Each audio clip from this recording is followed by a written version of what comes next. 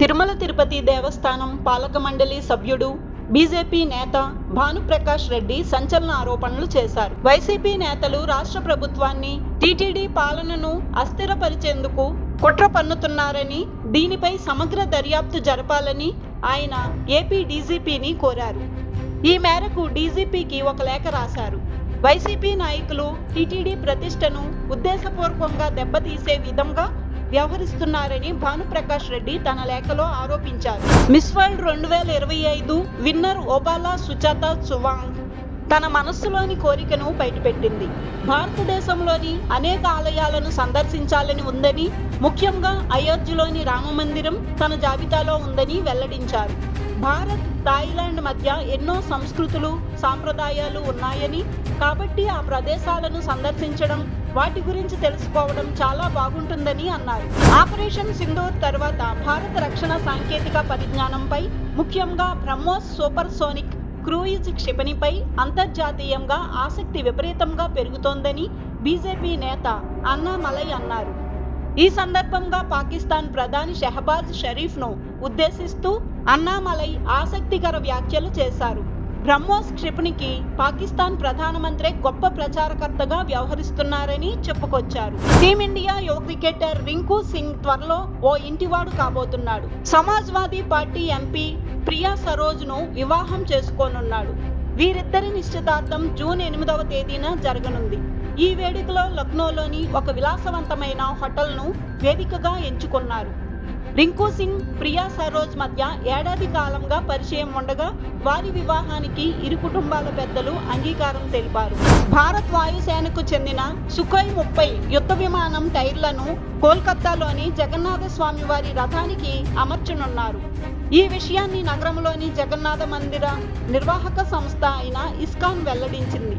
స్వామివారి రథానికి అత్యంత పటిష్టమైన చక్రాలను ఏర్పాటు చేయాలనే సంకల్పంతో ఈ నిర్ణయం తీసుకున్నట్లు తెలుస్తోంది. ప్రజలకు ఇంటికే అందుతున్న సేవలపై చంద్రబాబు కక్ష సాధిస్తున్నారని, రేషన్ డోర్ డెలివరీ విధానాన్ని రద్దు చేసి పేదలకు మళ్లీ కష్టాలు తెస్తున్నారని జగన్ తీవ్ర ఆగ్రహం వ్యక్తం చేశారు. ప్రభుత్వం అంటే మంచి మనసుతో ప్రజలు అవస్థలు తీర్చాలి గాని వారిని కష్టపెట్టడం సరైన పద్ధతి కాదని హితవు పలికారు. తిరుమల శ్రీవారి ఆలయ గోపురం మీదుగా మరోసారి విమానం అత్యంత సమీపం నుంచి వెళ్లడం తీవ్ర కలకలం రేపింది. స్వామివారి ఆలయంపై చాలా తక్కువ ఎత్తులో విమానం వెళ్లడాన్ని పలువురు భక్తులు ప్రత్యక్షంగా చూశారు. ఈ ఘటనపై భక్తులు తీవ్ర ఆగ్రహం వ్యక్తం చేస్తున్నారు. కొందరు వెంటనే ఈ విషయాన్ని టీటీడీ విజిలెన్స్ అధికారుల దృష్టికి తీసుకెళ్లారు.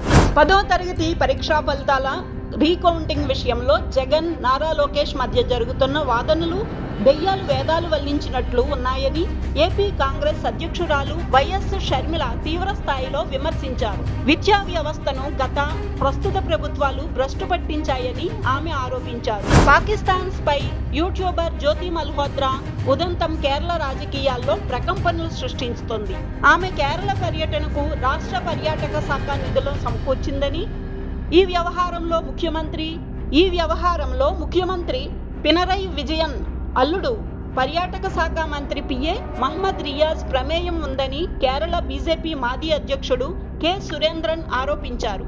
ఆమె కేరళలో ఎవరిని కలిసింది, ఏ ప్రాంతాలకు వెళ్ళింది, అసలు ఆమె పర్యటన వెనుక ఉన్న ఉద్దేశం ఏమిటి, పాకిస్తాన్తో సంబంధాలున్న వ్యక్తికి కేరళ ప్రభుత్వం ఎందుకు రెడ్ కార్పెట్ పరిచింది అంటూ సురేంద్రన్ ప్రశ్నల వర్షం కురిపించారు.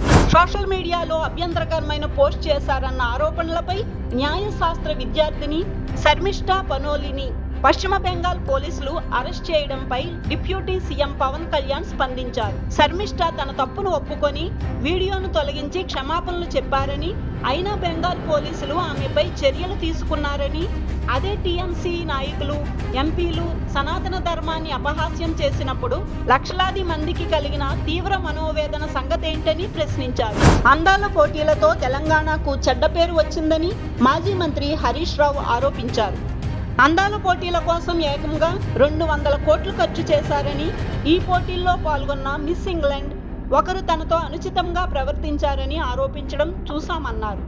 కేవలం విందులు, వినోదాల కోసమే ఈ పోటీలు నిర్వహించారు తప్ప దీనివల్ల రాష్ట్రానికి చెడ్డ పేరు రావడం మినహా మరే ప్రయోజనం లేదన్నారు. కెనరా బ్యాంక్ తమ వినియోగదారులకు శుభవార్త అందించింది. సేవింగ్స్ ఖాతాలో మినిమం బ్యాలెన్స్ పాటించకపోతే విధించే జరిమానాను అధికారికంగా రద్దు చేస్తున్నట్లు ప్రకటించింది. ఈ కొత్త నిబంధన జూన్ 1 నుంచి అమల్లోకి వచ్చినట్లు తెలిపింది. ఈ నిర్ణయంతో కెనరా బ్యాంక్లో ఎలాంటి పొదుపు ఖాతా కలిగిన వారైనా ఇకపై మినిమం బ్యాలెన్స్ నిర్వహించినందుకు ఎటువంటి ఛార్జీలు లేదా జరిమానాలు చెల్లించాల్సిన అవసరం లేదు.